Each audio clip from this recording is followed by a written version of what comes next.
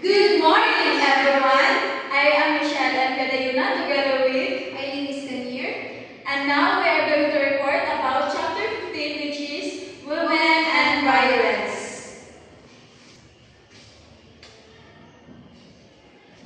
Pag sinasabi natin violence against women or VAW o karahasan laban sa kababaihan ay isang seryoso o sensitibong issue. Sakop nito ang pisikal, emosyonal at psikolohikal na pananakit ng kababaihan. Kadalasang nararanasan ito ng mga kababaihan. Hindi ito basta karaniwang karahasan lang dahil may itong kaugnayan sa kasarian. Ibig sabihin, madalas ay nagiging biktima ang kababaihan dahil lamang sila ay babae. Noong dekada 1980, nagsimulang bigyang pansin ng mga kilusan para sa karapatan ng kababaihan ang isyong ito. Noon kasi madalas itong binabaliwala o hindi gaano napag-uusapan. Isa sa mga dahilan kung bakit hindi na ituturing na malaking isyu noon ay dahil may paniniwalang normal. Normal lang ang ilang uri ng karahasan sa babae. Halimbawa, iniisip na natural lang na maging dominante o nananakit ang lalaki sa relasyon. Dahil sa ganitong kaisipan, nagiging tila katanggap-tanggap ang karahasan sa mga mata ng lipunan.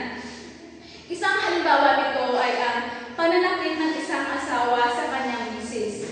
Sa ilang komunidad, kapag sinasaktan ng lalaki ang kanyang asawa, sinasabi na natural lang yan. Ganyan talaga ang mag-asawa. O baka may kasalanan din ang babae kaya siya sinaktan. Dahil dito, kahit mali at malinaw na karahasan ang ginagawa ng kanyang asawa, pinabalampas ito at hindi iniimbestigahan. Ang ganitong pananaw ay nagpapakita kung paano ang kaharasan laban sa kababaihan ay tila tinanggap ng bahagi ng kultura o normal na pangyayari na siyang dahilan kung bakit matagal bago ito napansin at naipaglaban bilang seryosong isyu ng karapatang pantao. And now, why is VAW or violence against women different from general violence? Mr. Yago, here's your hand. Okay, thank you. So, while all forms of violence are harmful, VAW is unique because, first, it is often rooted in general inequality. Second, it specifically targets women based on their identity or roles as women. So, bagamat lahat ng uri ng kaharasan ay masama at nakakasama, ang karahasan laban sa kababaihan or VAW ay naiiba ito dahil may ugat sa hindi pagkakapantay-pantay ng kasarian. Ibig sabihin, madalas ang kababaihan ay nagiging biktima, hindi lang dahil sa pagkakataon, kundi dahil babae sila. Dahil sa paningin ng lipunan, sa papel nila bilang asawa, anak, ina, o babae lang mismo. Sa pangkalahatang karanasan or general violence, maaaring biktima ang sinuman, lalaki man o babae, sa iba't ibang dahilan gaya ng pagnanakaw, away o krimen. Ngunit sa VAW or violence against women, ang karahasan ay madalas may kaugnayan sa kasarian at sa paniniwala ng lipunan na mas mababa ang kababaihan kaysa tama Binibining Lopez kalalakihan. Halimbawa nito, isipin natin ang dalawang sitwasyon. Unang sitwasyon, ang sitwasyon nito ay isang halimbawa ng general violence. May lalaking nananakawan sa kalsada. Ang dahilan ng pananakit sa kanya ay upang makuha ang kanyang wallet o cellphone. Hindi ito dahil siya ay lalaki, kundi dahil sa layunin ng magnanakaw. Sa pangalawa naman sitwasyon, ito ay nagpapakita ng halimbawa ng violence against women. Isang babae ang pinagbuhatan ng kamay ng kanyang asawa dahil ayaw siyang payagan na magtrabaho sa labas ng bahay. Ang pananakit ay hindi lang basta galit, ito ay bunga ng paniniwala ng lalaki na ang babae ay dapat manatili sa bahay at sumunod lamang. Mapapansin natin sa pangalawang sitwasyon, ito ay malinaw na karahasan na may ang konsepto ng vow o violence against women. And now let's proceed to the types of violence against women. First is physical violence. Can we read Mr. Alberto? Okay, thank you. So, pag sinasabi natin physical violence, ito ay anumang pananakit sa katawan ng babae tulad ng pananakal, pambububog o pananakit gamit ang matigas na bagay. Halimbawa nito ay ang sinuntok ng asawa ang kanyang misis dahil hindi agad naihanda ang pagkain. And now let's proceed to psychological violence. Please read, everyone. Thank you. Kapag sinasabi naman natin psychological violence, ito ay ang pananakit sa damdamin at isipan ng babae sa pamamagitan ng pagmumura, pananakot, panlilibak o panghihiya. Halimbawa nito ay ang palaging minamaliit ng partner ang babae at sinasabihang wala kang kwenta hanggang mawalan siya ng tiwala sa sarili. Pangatlo ay ang economic abuse. So, pag sinasabi natin economic abuse, ito ay ang pagkontrol sa pera o pinagkakitaan ng babae upang hindi siya maging malaya o makapagsarili. Halimbawa niyan ay pinipigilan ng asawa ang babae sa pagtatrabaho at kinuha lahat ng kanyang sahod para siya ay hindi makaalis o makapagsarili. Next is sexual violence. Please read Miss Romano. Okay, thank you. So, pag sinasabi naman natin sexual violence, ito ay tumutukoy sa anumang gawain na may kaugnayan sa sex na ginagawa ng walang pahintulot ng babae kahit pa sila ay mag-asawa. Halimbawa nito ay sa pilitang pagtatalik ng lalaki sa kanyang asawa kahit ito ay tumatanggi. Ang sexual violence ay may bahagi ito. Una ay ang panggagahasa o rape. Okay, pag sinasabi natin rape, ito ay ang sa pilitang pakikipagtalik o sexual na gawain kahit sila man ay kasado or mag-asawa. Halimbawa nito ay ang kanyang asawa ay pinilit na makipagtalik kahit ayaw ng babae. Pangalawang bahagi ng sexual violence ay ang incest, na ang ibig sabihin naman ito ay ang sexual na pag-aabuso mula sa miyembro ng pamilya. Halimbawa nito ay ang isang tiyuhin ang nang-aabuso sa kanyang pamangkin. Ang pangatlo ay ang child brides or pagpapakasal ng batang babae. Kapag sinasabi naman natin child brides, ito ay ang sa pilitang pagpapakasal sa mga batang babae kahit hindi pa sila handa, physical at emotional. Halimbawa ng child bride ay yung ikinasal ang 13 years old na babae sa mas matandang lalaki bilang bahagi ng kasunduan ng pamilya. Ngayon, tumuo naman tayo sa panglimang violence against women. Ito ay ang cultural practices and sexual violence. Please read, everyone. Okay, thank you. So, pag sinasabi natin cultural practices and sexual violence, some cultural practices may be considered as form of sexual violence. For example, female genital mutilation or pagputol ng ari ng babae. Ito ay ibig sabihin ay sa pilitang pagputol ng bahagi ng ari ng babae bilang bahagi ng kultura. Halimbawa, sa isang lugar, ginagawa ito sa mga batang babae kahit walang medikal na dahilan na nagdudulot ng matinding sakit at trauma para sa mga kababaihan.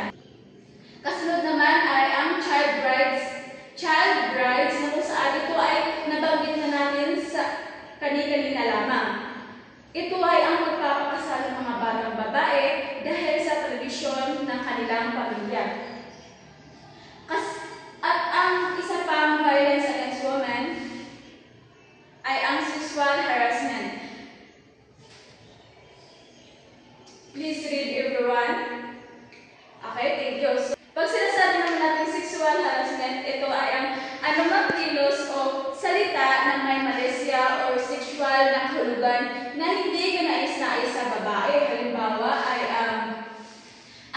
lalaki ay paulit-ulit na nagtatanong ng malalaswang bagay sa kanyang katrabahong babae kahit ilang ulit na siya sinuway. Sexual harassment happens when someone does or says things of a sexual nature that make another person uncomfortable. It doesn't matter if it happens at work, school, elsewhere. If it makes a place feel unsafe or hostile, it counts as harassment.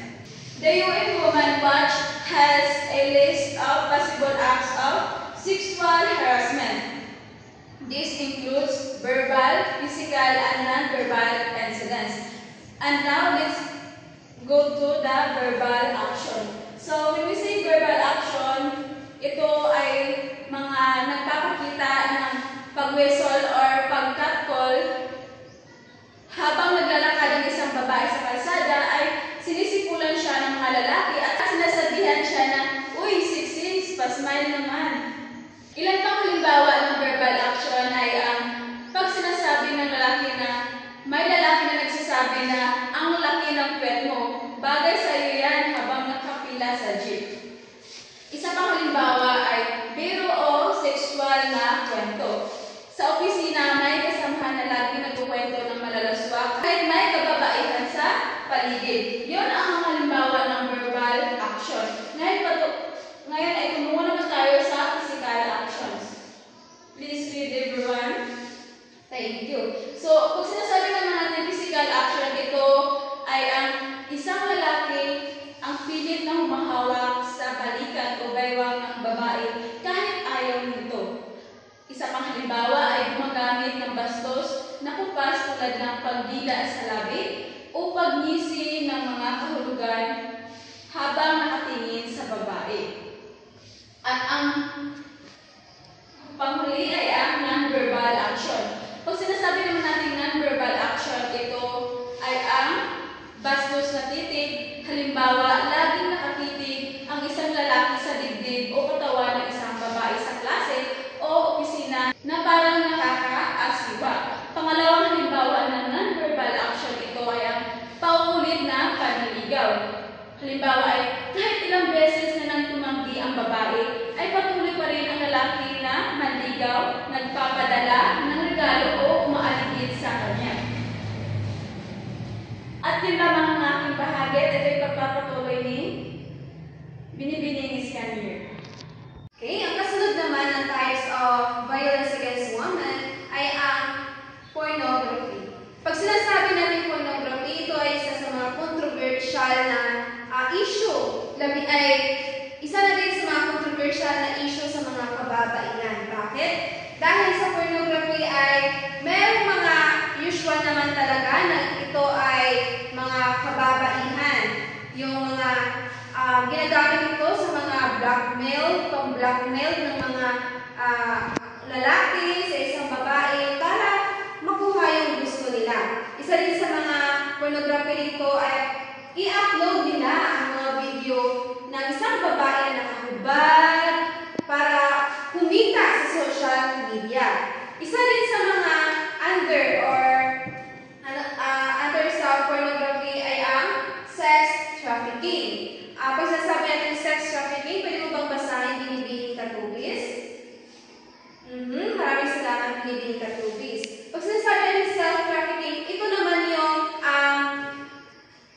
ang hindi kayang gawin ng babae na dapat ginagawa niya talaga para mas halimbawa, bibigay mo ng halimbawa class. Kapag ang isang babae ay nagtatrabaho siya sa isang company, pag sinasabi ng kanyang boss na ito yung gawin mo, dapat gawin mo yan, kung hindi ay hindi ka makakatrabaho sa kumpanya. Kaya isa sa mga issue din sa mga kababaihan ito dahil wala silang free will to i-express kung ano ang kailangan nilang gawin o mas pinili nila na gawin na lang iyon kasi kinakailangan o mas kinakailangan dahil sa pera din. Ang kasunod naman ay ang prostitution. Pag sinasabi natin prostitution, pwede mong basahin Ginoong Alberto. Maraming salamat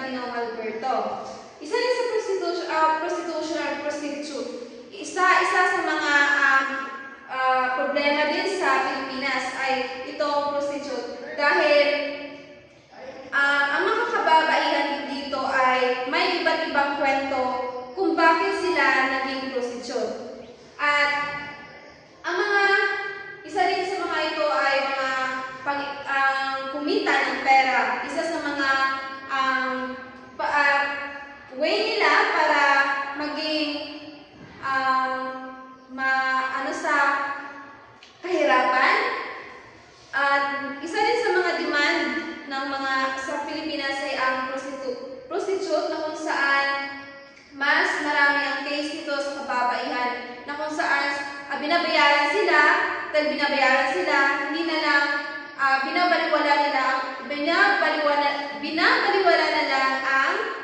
ang mga ginagawang physical o verbal na against sa mga kababaihan. Okay, ngayon naman ay ang issues that are related to prostitution involved. Okay, sex tourism. Ang sex tourism naman ay uses sexual services as a selling point for tourism in which a person may go to a specific location to experience sexual activities. So, itong sex tourism ito ay isa sa mga ano dito ang mga ibang bansa. Example, ang halimbawa na lang nito ay American. Okay, pumupunta dito sa Pilipinas.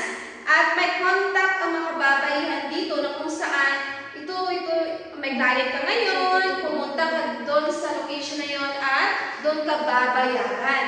So, yan ang ibig sabihin ng sex tourism. Ang kasunod naman ay sexual exploitation. Ito naman ay is the participation of the woman in the sex industry, prostitution, or pornography because of force. Okay, sexual exploitation, ito naman ay ang ginagawa ang pakikipagtalik ng isang babae sa lalaki na kung saan ito ay hindi kagustuhan ng babae. Okay, pinipilit siya na gawin ang bagay na hindi dapat gawin. Okay, ang kasunod naman ay ang spiritual violence. Pag sinasabi natin spiritual violence, pwede mo bang basahin Binibining Maluluyon? Maraming salamat, Binibining Maluluyon.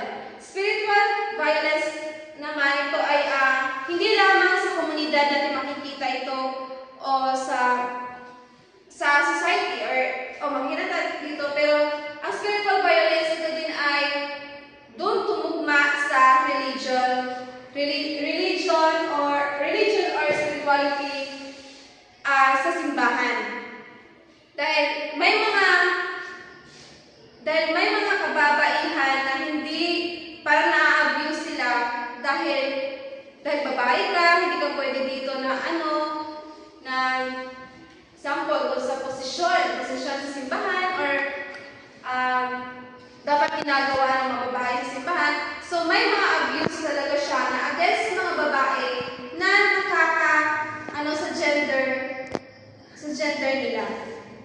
Ang kasunod naman ay ang reproductive or medical abuse. Okay, isa din sa mga suliranin ng mga babae na kung saan pinipilit sila na makipagtalik na pinipilit sila na dapat mabuntis sila.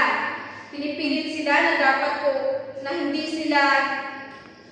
dapat ipalaglag ang mga bata at i-undergo sa abortion. So, ang mga bagay na yan ay nasa reproductive or medical abuse. Okay, ang kasunod naman ng types of violence against women ay ang abuse of women and intimate relationship. So, ito naman, kaso na ito ay ang abuse na makababaihan, especially sa mga married or may mga asawa na. Ito ay na-abuse sa kababaihan dahil ito ay hindi makikipagtalik ng babae sa kanyang husband.